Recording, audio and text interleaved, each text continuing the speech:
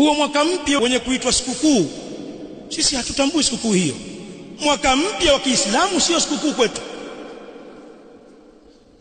Ashhurul hijriya tunawakosoa wazushi na wanaharakati kwa kusherehekea eti sikukuu mwaka mpya wa Kiislamu, wakaandaa mahafali, wakaandaa keki. Tuwakosoa katika hilo kwamba hakuna sherehe ya mwaka mpya wa Kiislamu, hakuna hilo.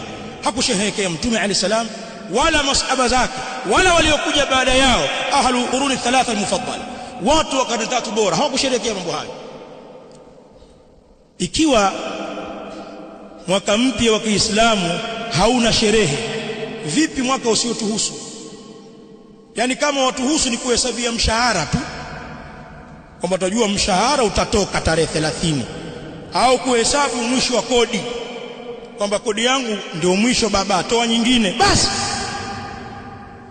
Vipi ujitie kimbele mbele kwamba una sikukuu eti ya mwaka mpya huu? Haifai sisi kushiriki katika mambo haya.